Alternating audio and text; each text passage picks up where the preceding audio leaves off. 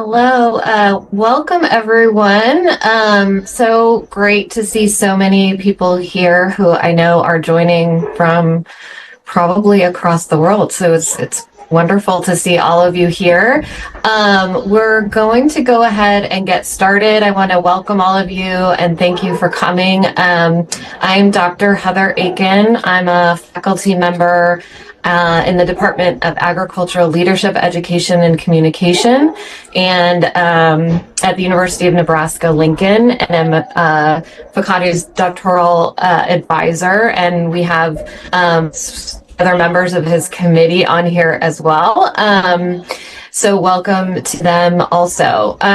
So just want to share the format for today. Fakadu I have invited him to present for about 40 minutes along those lines to present his research that he's conducted for his PhD. And then we will open it up for any participants to ask any questions. Because we're using a webinar format here, you can share any questions you have in the Q&A.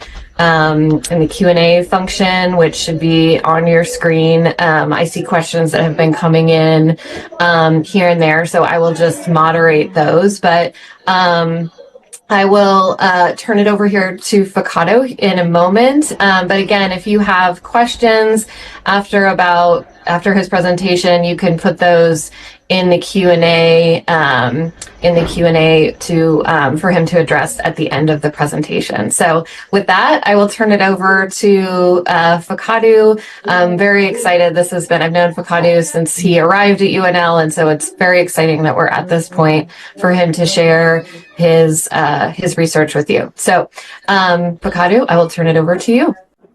Can you hear me now? Yes, we can hear you now. Very good, thank you. Can you see my screen? I can, and I hope other participants can. If you cannot, you can go ahead and say, I can't see your screen. Let's see it. You might be able to use the chat. But I can see it. I could see it. Now I cannot. Now I can. You can't see? Yes. Perfect. Thank you so much. Thank you everyone for coming. So my presentation is intitled Public Perceptions of Leadership Effectiveness in Ethiopia over the last decade. So I will start by introduction and the leadership theory, methodology, key findings, discussion, conclusion, and recommendations. So before we go to the details, first, for those of you who are not from Ethiopia, as you know, Ethiopia is the second biggest country in Africa. It's also one of the fastest growing economies in the world. And it's also a birthplace of coffee. All of you, whenever you drink coffee, please remember Ethiopia. And Ethiopia also the origin of mankind. You might have heard about Lucy. And Ethiopia is never colonized.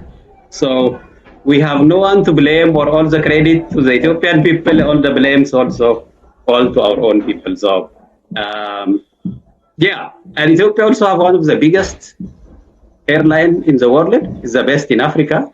And recently, the best story, we completed the biggest hydroelectric dam in Africa. And these are some of the very beautiful, shiny parts of Ethiopia. And what's the problem statement? Why I wanted to study this topic during the past 10 years? Ethiopia have been going through a lot of development challenges and also opportunities and good stories. Recording in progress. Like drought, locust infestation, flooding, protests that led to the change of government, and also currently conflict is ongoing during the past 3-4 years, and the COVID pandemic, of course, as you know. Also, internet is expanding a lot. Social media is growing. Don't know if this is good or bad. We are not very sure to confidently say social media is helping us. Cannot say it's bad because we are using on social media.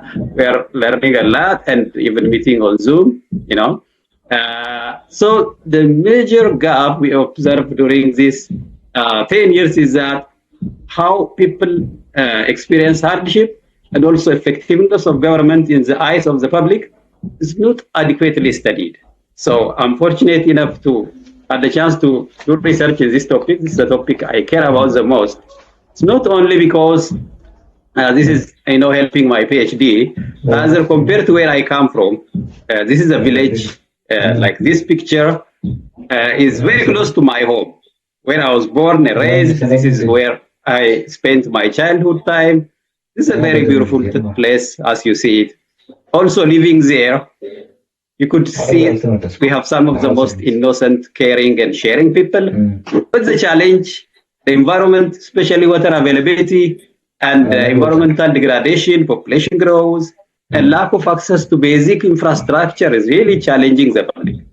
For example, very recently in 2025, November 2025, there is a very big drought ongoing in this area. Farmers are asking for support. Unfortunately, we don't see it getting a lot of attention. The media is not reporting this thing. This is a very visible context of why I'm interested in discussing hardships. How are people experiencing daily challenges? And what about also effectiveness of the leaders? What are the leaders doing in helping people, have a better life? So this is not only about the place where I come from. If you go to different parts of Ethiopia, especially rural areas, water access is one of the biggest challenges people are struggling with. My own village, where I come from, people are still getting the same water which we used to get. You need to travel at least 3 or 4 kilometers far from home to get water like that you drink at home.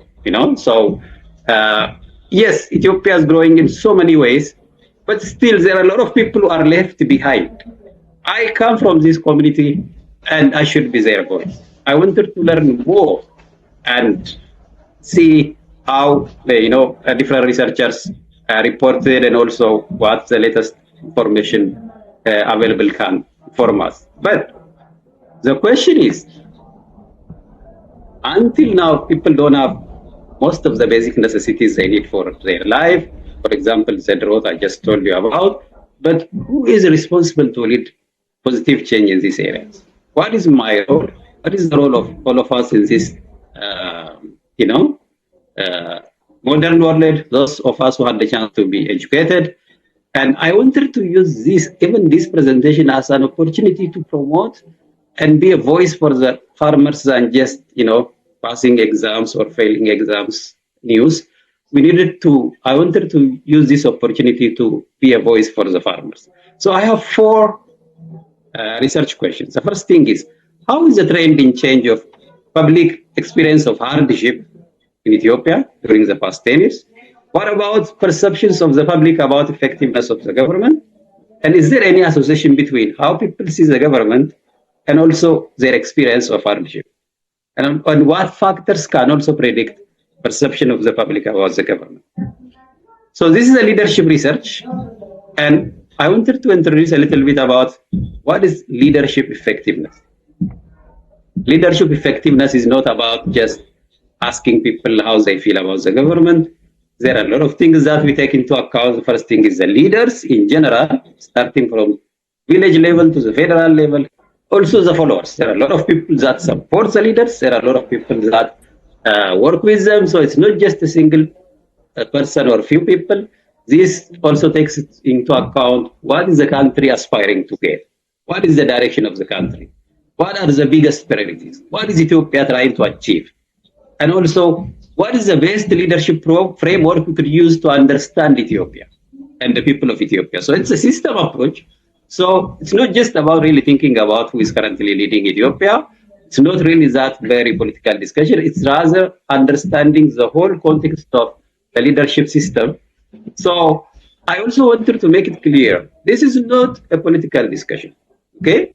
Leadership, by definition, is a process of influencing people to achieve shared goals by developing their capacities and motivating coordinated action. So leadership can happen in classrooms, in organizations, in non-profit sector, in government sector, in businesses, at different levels, even in household. But politics is a special corner of leadership where the focus is on power and resources. How do people get power? When do they get it? How often elections happen? what is the democratic process, the election process, who is coming to leadership position and the like. So my presentation is not about this power-related political topic. It's rather about how Ethiopia and the leaders of Ethiopia are trying to empower the public. How are the people trying to reach their collective directions and their collective vision? And so to study leadership, again, we need a leadership framework or a theory based on the context. For example, who is a leader can be one of the very old leadership models. It's no more common now. There have been a discussion about if leaders are born or made. A lot of people who used to think leaders are born to lead.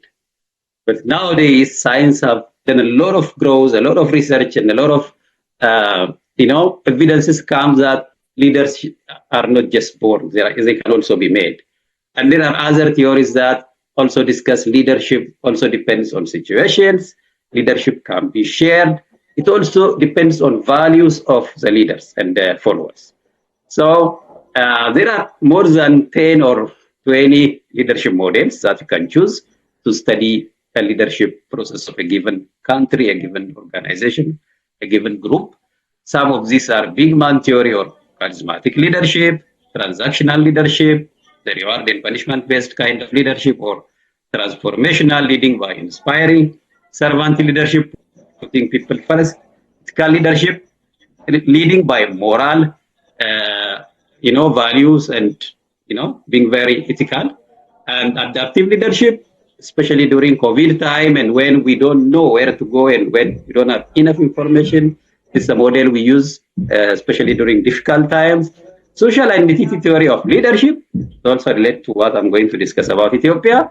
This is identity-based leadership where people or followers are seen as in-group or out-group, us versus them and the like, and situational leadership or others. But those highlighted by red are the leadership models I'm taking into account to study the current leadership system and also the public experience of hardship in Ethiopia. Coming back to the social identity theory of leadership, Ethiopia is currently a federal state guided by federal groups or regions formed based on language and ethnic group. So there is a very big discussion in the literature. If you read about Ethiopia, ethnic groups are really, really big factor in the current leadership for the last 30 years. So it's been really practiced for a lot of time. There are a lot of studies out there representing Ethiopian leadership system based on identity. So what is this identity-based leadership? So when people come to different leadership roles and positions and responsibilities, they are seen through the lens of either ethnic, the context of Ethiopia, it's ethnic lens. So let me show you the model. The identity here, you don't just become a leader, you need to be part of a group, which is most likely your ethnic group. So you are either the same or different. Immediately the ethnic lens would put you either in group or out group. And the whole picture of ethnic social identity theory of leadership addresses the followers into two groups. These are those around the leader, the same as the leader, or those who are far from the leader or different from the leader in different ways.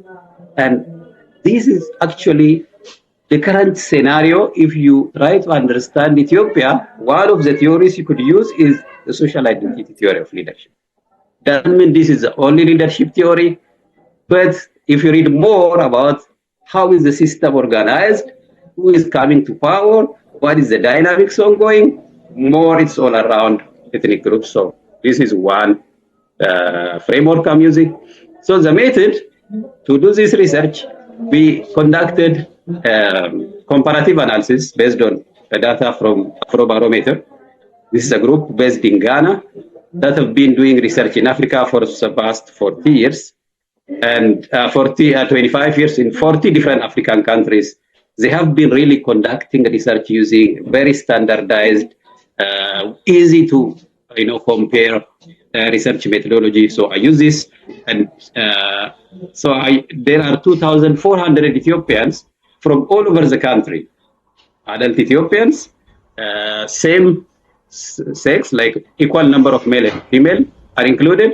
If this is a regional representation of the respondents, all regions of Ethiopia, including the new ones in 2023, the South nations and nationalities region have been splitting in different groups. So Sidama and Southwest have been included in 2023.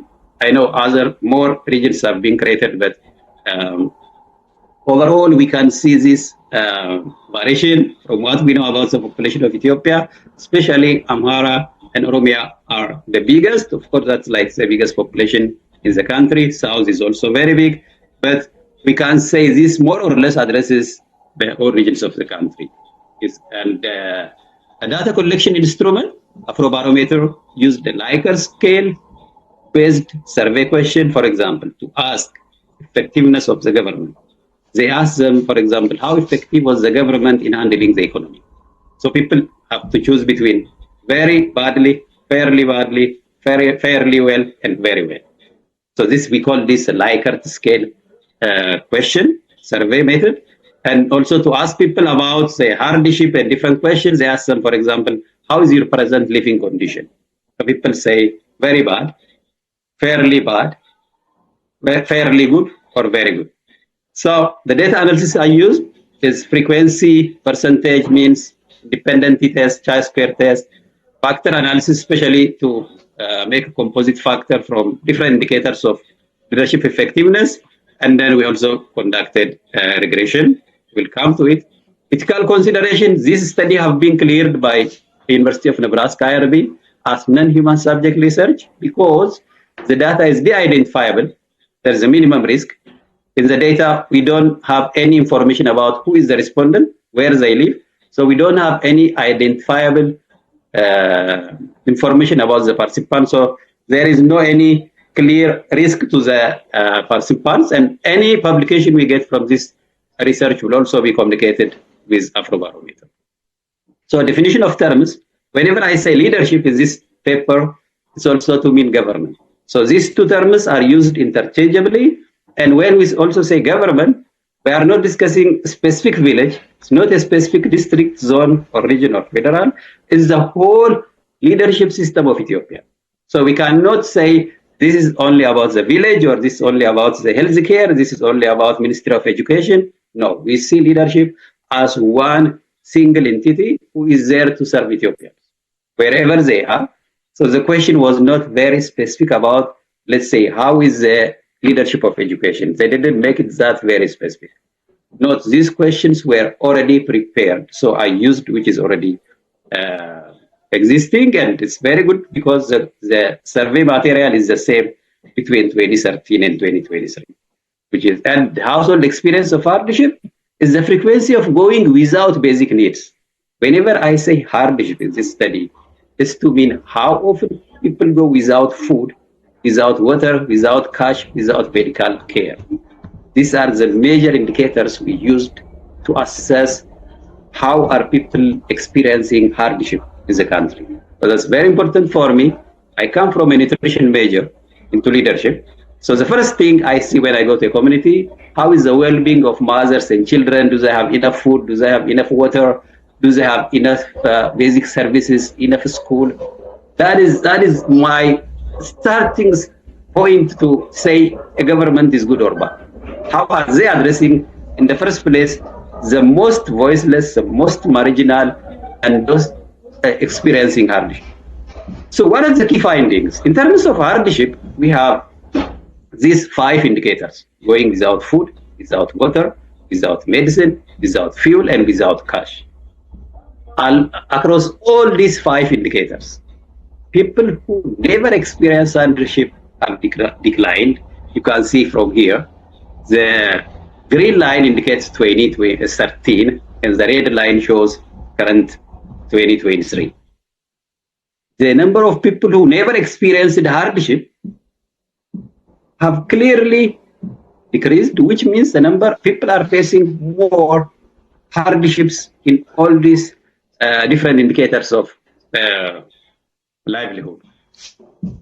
And second, what are the top development needs prioritized by Ethiopians? This Afrobarometer gave me a very, very good picture of the country, and they really asked beyond democracy and beyond governance. Even if Afrobarometer majorly asks questions about elections and democracy and fairness and the like, they asked also basic development questions. What are the top development priorities for you? So people choose different topics, and the most common topics are water, electricity, roads, and transport and economy in 2013. But if you come to 2023, the biggest agendas are economy, civil war, water supply, roads, and crime and security. It's very clear. This is also in line with what's been published in a lot of papers.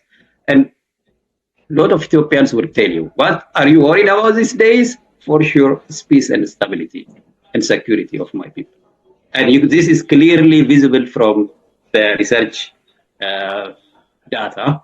It can be verified more. We'll discuss later. There is good news also. Internet is really growing fast in Ethiopia. And asset ownership, especially people who own cars, televisions, are really dramatically growing. And also the housing type, people who are having modern houses, are really growing a lot compared to the traditional house. This is a kind of a good story. And the research question too. What about perceptions of the people about the government? What do they think about the government's effectiveness in handling different aspects of life? These are the indicators. Afrobarometer have about 17 indicators of government effectiveness. That is from economy, peace and stability, managing corruption, infrastructure, and also conflicts, even climate and environment, and promoting rights of women. Again, if you see here, across all indicators of government effectiveness, there is a decline in performance. People, for example, in relation to managing economy, in 2013, there were 85% people who said the government is doing good. But in 2023, only 24% Ethiopians said the government is doing good. So there is a very clear decline in how people feel about the effectiveness of government in handling different issues of the people. Research question 3 is how are changes in household experience of hardship relate to their person? Now, it's a very interesting question here.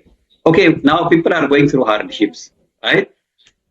How is this hardship explaining their perception about the government? And if you take into account these 5 indicators of hardship, no water, no food, no medicine, no fuel, no cash, among all these 5, the strongest predictors are not having water, no fuel, and no cash, which surprised me. People who don't have enough food, they still tend to not visibly showing like impact on the body. And how people feel about the government, lack of food is not a strong predictor. We'll see it later in question number 4. We try to see the whole factors, not only experience of hardship, but other factors, and how are people, which factors are really more strong predictors of performance. Again, as I said, the government was evaluated based on these 17 indicators of effectiveness. But theoretically, we have to run regression model for each of these indicators. How is the government managing economy? Which factors are predicting this? What about job creation? What about controlling prices, reducing inequality, crime? There's a lot of lists. We cannot do that. So we did a factor analysis and changed these 17 indicators of government effectiveness into 3. We grouped them in a very mathematical way, so I didn't really do by hand. It's rather using the R software, factor analysis. So we grouped them into economy, infrastructure, and ethics. The ethics and environment part. Number 3 is about corruption and all these bribe-related things. Infrastructure is more about roads and water and healthcare. Economy is about jobs, supporting the poor, controlling prices, and all this have been grouped into 3. And then we have these factors now. We have demographic factors based on the literature.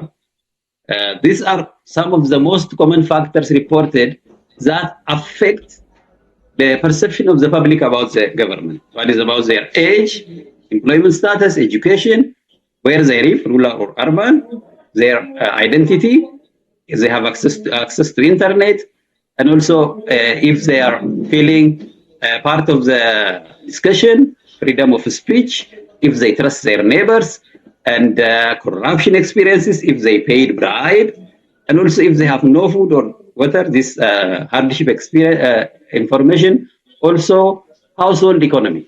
These are some of the most common factors from the literature that affect public perception of the government. Now we wanted to see which of these factors are actually true in this study. I'll show you one by one, but to see the big picture of how these three models, indicators of economy, infrastructure, and ethics, are the models, and the factors are on the left side. So among all these factors, for example, people in rural areas rate the government better than people in urban areas in relation to economy. It's a surprise for me. People in urban areas, they have luxury, they have all the best. Like people in Addis, they have everything that Ethiopia could offer.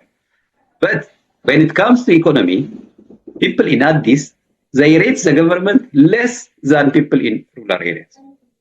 It's a surprise. And we can do more research and discuss more why people in the villages, even if they don't have enough water or enough road and infrastructure, why do they feel the government is doing better economically? But that's not only the same if you go across. When it comes to infrastructure, people in rural areas rate the government less than people in urban areas. So when we discuss about effectiveness of government, not just effectiveness in general, in what aspect? Managing economy and managing infrastructure or corruption is very different. People rate government differently based on the question you ask them. So it's very clear, people who have internet, for example, those who have more access to the internet rates the government less than they are. It's really still a little bit contradicting. The same from the literature also. And the experience of corruption is a very strong kind of factor we have seen. Usually, it's something that we need to study more. People who are experiencing more bribe, they tended to rate the government better, which is again kind of confusing for me. And water access is more strong predictor than food and others. And the most strong predictor we have seen in this model is household economy. It's consistent across the two indicators, and it's very big estimation, like the estimate. It's almost 0.95. It's almost 1. It's a very big, it's a powerful factor. Economy, household economy, current household economy appear to be really very significant predictor. If you go to make it clear, factors associated with effectiveness of government in handling economy, rural people, they said better. People who have internet, they rate the government less. And experience of bribe, positively. People who experience more bribes tend to rate the government better, which is a kind of confusing. A lack of water and medicine, still in relation to economy, it's not negative. People who experience more lack of water, they say the government is doing good, which is a kind of confusing. But household economy is for sure very consistent with the literature. People who have better economy, they tended to rate the government high in economic indicator. I know this can be a little bit confusing. This is the most, for someone who's really academically curious, this is where you learn more. It's very easy to say things are increasing or decreasing, but what factors are, influencing those changes? It really informs a lot, and I've learned a lot from it. Again, in relation to infrastructure, as I said, rural people, they rate positive on economy, but they rate the government low when it comes to infrastructure. The same experience of bribe, positive, negative, is a kind of mixed. But when it comes to no water and no medicine, people who have high problem of water shortage, they rate the government low. So it's kind of in line with what we expect. Again, with infrastructure, people who have better household economic status, they rate the government higher. And the other very interesting finding, especially on ethics and corruption control, education became a factor now in this model. And the model in relation to economy and infrastructure, you don't see education as a strong predictor. When it comes to corruption and ethics and environment, educated people rate the government low. Highly educated people say the government is not managing corruption better compared to those who are not highly educated. And there are more discussion, especially how ethnic identity also affects the way people rate the government. But yeah, for the sake of time, I'm kind of keeping it short. So what is the summary? So household economy is a strong predictor. And there is a clear difference between urban and rural population, the way they see the government. And experience of bribe was also significant. And lack of food was not significant. It's a surprise, as I said. And identity, especially ethnic groups, and how they feel, people feel about their ethnic group and the government. There is some mixed findings. Internet access is positive and negative. And education is only significant in relation to ethics and corruption and bribe. So how is the global trend in general? How are people feeling about their governments? Globally, out of 167 countries, 130 reported that they are not happy about their government. So the key indicators are corruption, lack of accountability, institutional responsiveness, and socio-economic inequalities. So what we see in Ethiopia in general is also kind of a global trend. Look like people on power are not responding to the needs of the people, especially the inequality. And so coming back to the leadership theory.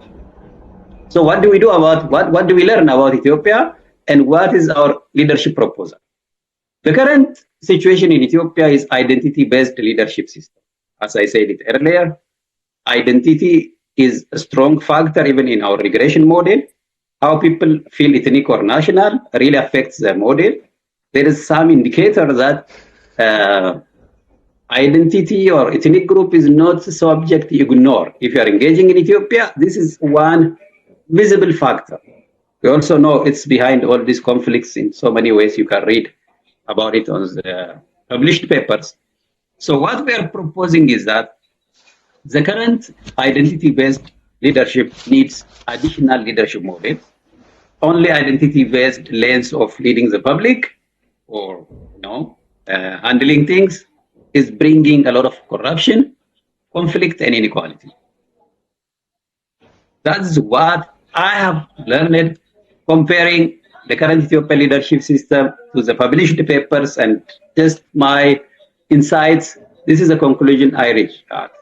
The current leadership system of Ethiopia needs additional leadership models, such as especially ethical leadership and servant leadership. It's very, very important for Ethiopian leadership system to understand ethics is very important. There is corruption that is coming out, bribe. It's a very, very visible factor in the model. And we know this is not how the public servants should serve the public. So there is a need for ethics and servant leadership system implementation.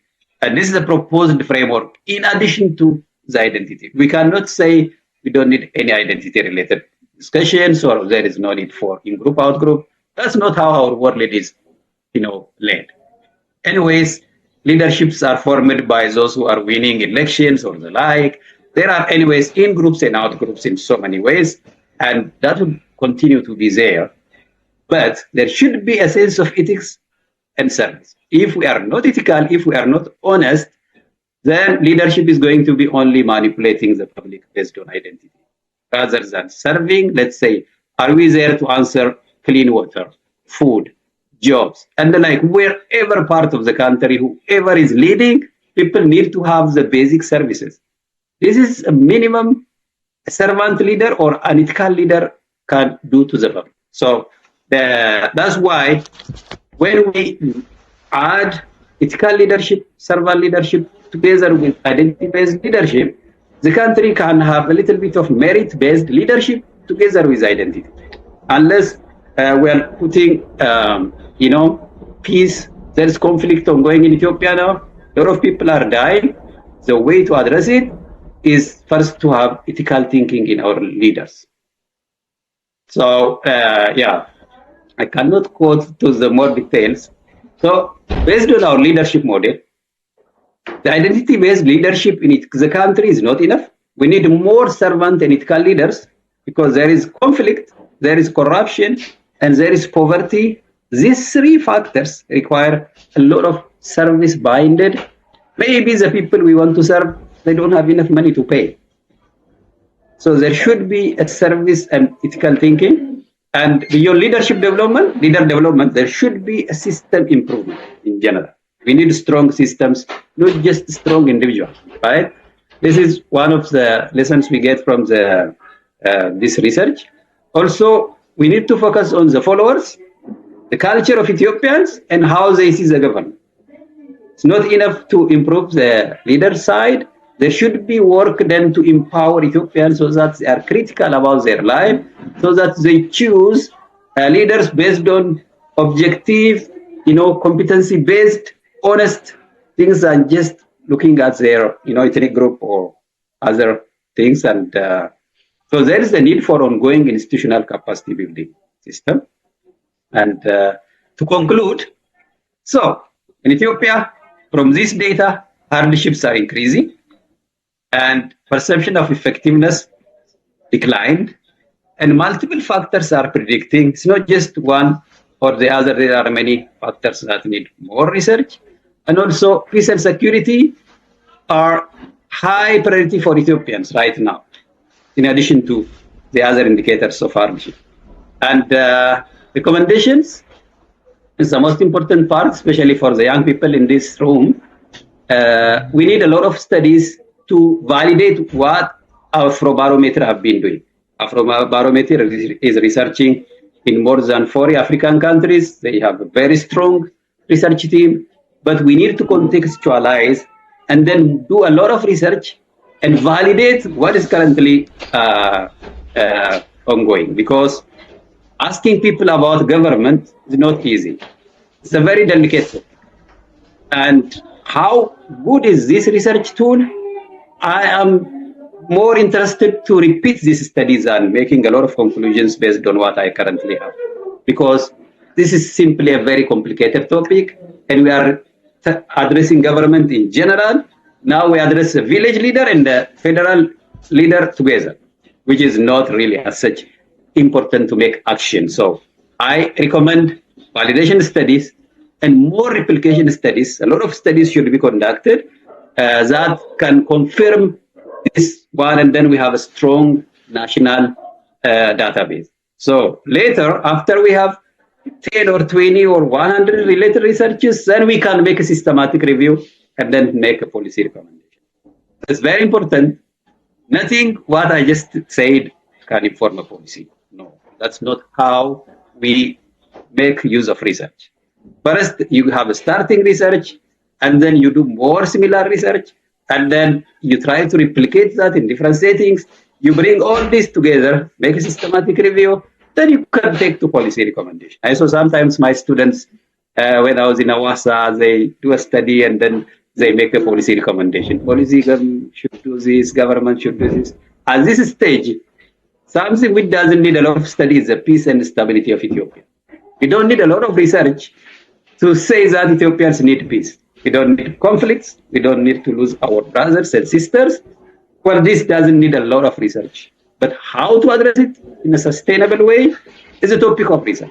What leadership model do we need? Now I said ethical and servant leadership. Maybe what would another researcher say? The topic of leadership as a research or leadership is not common in Ethiopia. So this is a time for us to wake up, because we see leadership only through political lens, but it's not only politics. Leadership happens in classroom. Trust me, politics doesn't happen in classroom. There are a lot of sectors where leadership can be cultivated in the country.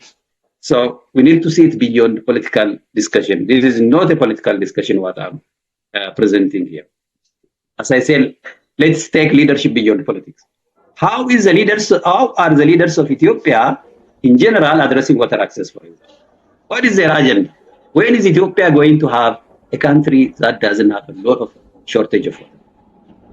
When do my village people have water from their home? Until now, all my age, what I've seen is people are going 3 kilometers, 4 kilometers to get water. But how long will it continue to be the same? Right? So this is a question you should ask for the leaders. And we also need more longitudinal studies in the country. Now, I went to Ghana because I don't have this kind of studies in Ethiopia. To tell you in short, there is no this kind of study conducted in Ethiopia for the last 10 years. So we have to go far from home. Ethiopian universities and Ethiopian scholars, we need to engage in this kind of research and also use secondary data, especially higher education institutions. We need to encourage the use of secondary data and partnership and networking. Sorry, also mixed methods. Research is recommended. It's not enough to only ask people on numbers. It's good to ask people to tell story. Why they say the government is good or bad. Beyond the numbers, what can say? So we need to have stories. And of course, we need to value lifelong learning and also sharing information publicly. I added this as a tip. Among all the factors I included, Afrobarometer asked the public, who do you think paid for this survey? And they said the government. So this is not visible in a lot of research papers. So it's a further area of research. So the strengths and limitations, I can come back to this if people have a question. But I want to thank the first Afrobarometer for giving me the chance to use this amazing data, which I can never access for the last 10 years. And Department of Agriculture, Leadership, Education, and Communication, University of Nebraska. Please, those of you in the room, please apply. This is one of the best places you could study. And Dr. Ekin, my advisor, one of the best. So thank you so much. The PhD committee for all your support. University of Nebraska Rural Prosperity Program for paying for my PhD. I really value it. And this investment on Yes Ethiopia. And already more than 50,000 people are following my LinkedIn. Michigan State University Impart Alliance, Dr. Luz and all the team working there, especially the research and development team. I really want to thank you for all the support and encouragement and for being very patient with me.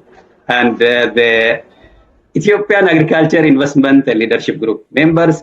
And this is one of the good news. This PhD was not only about publishing. We already started an investment group. And you can see the pictures. 2 agriculture investments have been started after I joined this program. And yeah, to all these followers on LinkedIn, it's almost 54,000. I really want to thank you. And my family, my wife, my children, I know I owe you a lot. And I'm very sure you get motivated by attending this. And I really thank you so much. And say, go be great. Thank you, University of Nebraska. I am done. Thank you. All questions and suggestions are welcome.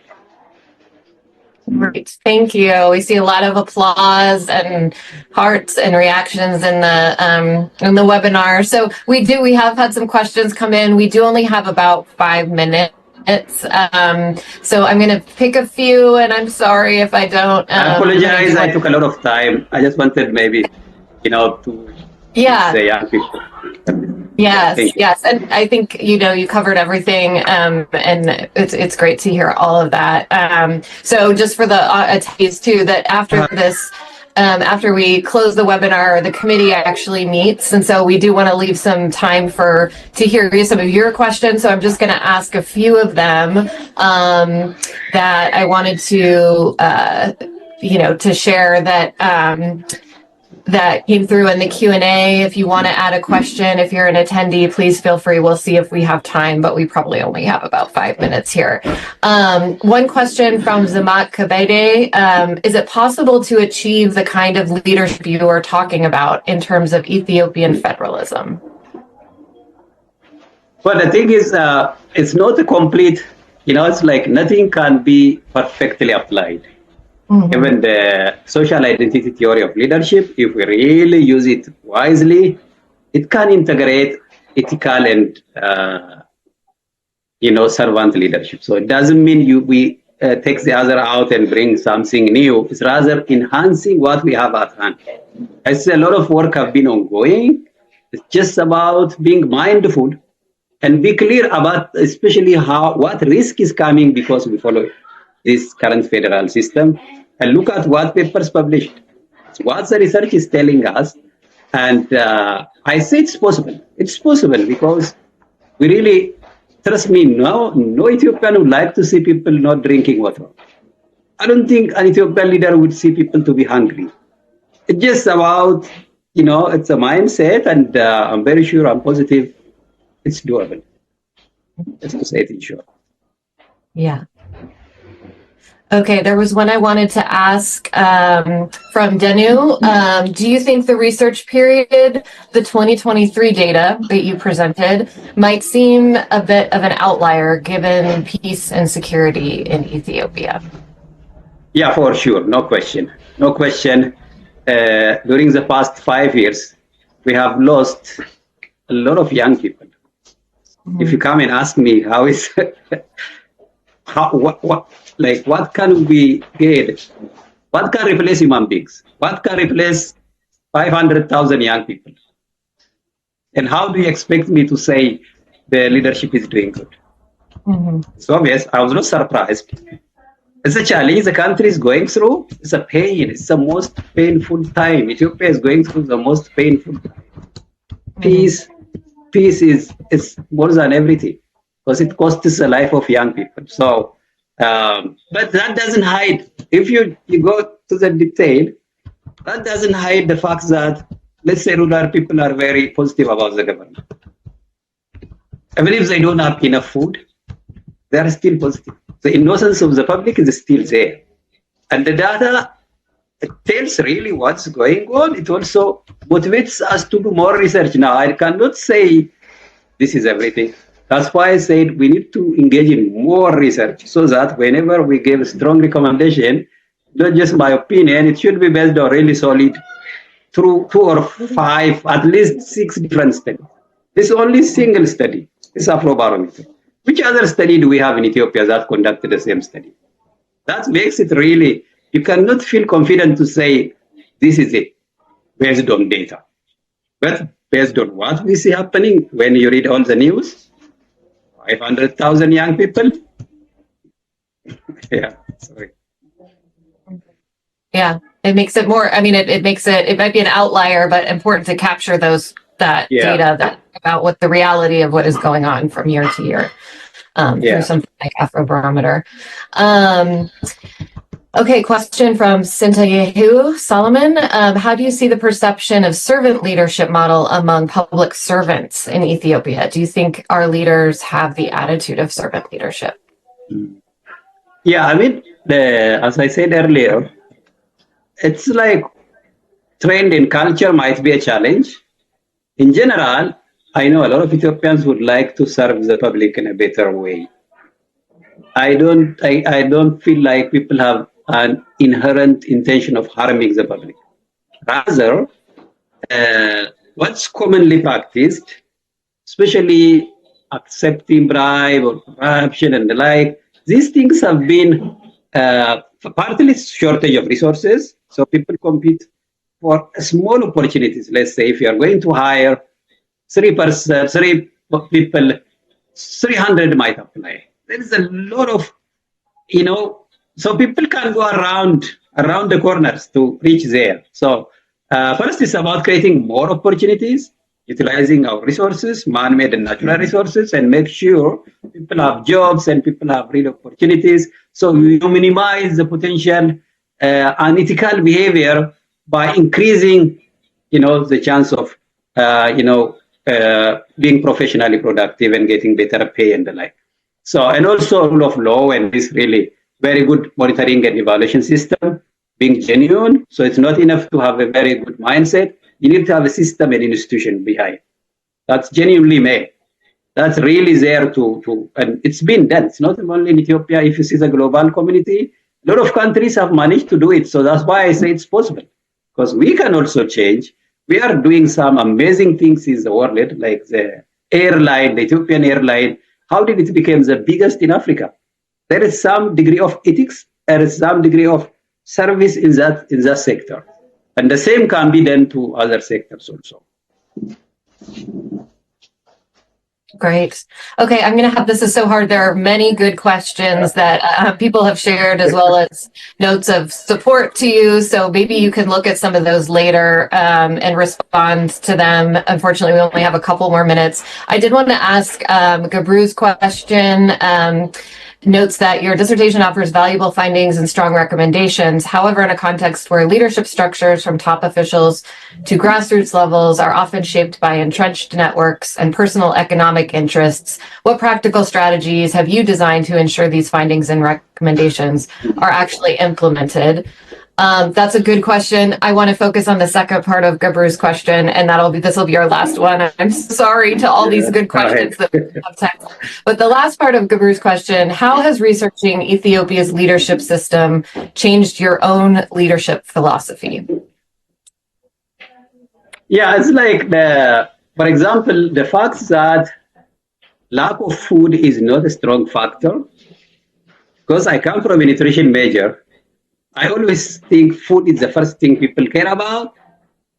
Well, now it's not that really strong predictor. So really, it motivated me to ask again. Again, educated people, education became a factor on relation to ethics. On the others, you don't see education playing out. Why education is that kind of weak, I don't know. It's a topic I wanted to learn more, because these are like unexpected learning points. But well, because we don't have leadership training in Ethiopia, we don't have many leadership degrees. And that's why I rather feel more motivated to engage in a similar, at least short courses, because people need to understand politics is not everything, right? We need to cultivate, like, if we had a very good leadership and human behavior and ethics cultivation system, maybe the politics of the top would be better. But we come from kind of lack of that leadership mindset, and then we have this big politics that is really all about power. We get lost in between because of lack of leadership training, lack of cultivation from high school level to, we can discuss a lot. This is a very big topic. But please, I'm going to post this thing on LinkedIn or on our social media. Keep asking me, and don't expect really a complete answer, because, as I say, more research should be done. More research should be done, and I'm open to learn and to engage with all of you, and especially short courses. As we know, in East Ethiopia, we have this kind of programs, and let's keep engaging. So today is just a learning point, and I don't want to close the door, because this is a very different topic. It's not about me passing or failing an exam. This is about being voice for those farmers who don't have water, those farmers who are saying, please help. Maybe someone in this room might help, Thank you so much. Yeah. Okay. Thank you so much. I appreciate all those questions. I wish we had another hour or maybe Fakadu does not want another hour, but that we had more time to hear more of these questions, discuss them. I love the idea of continuing them, maybe online. And I think Fakadu will be able to access the questions and could respond to you. But at this point, we will end the presentation. The committee members are going to move over to another Zoom room for our discussion. I want to thank everyone for coming today and for Fakadu's hard work on this. This has culminated from a lot of courses and a lot of work and drafts and revision and data analysis and reading research. So it worked very well done. And thank you to all for being here today. Yeah, I'm very happy. Thanks so much for coming, people. I really value all of you. And for sure, we'll keep the discussion. Have a nice time. Thank you so much. Thank you. Okay, committee members, we'll see you in the next Zoom room.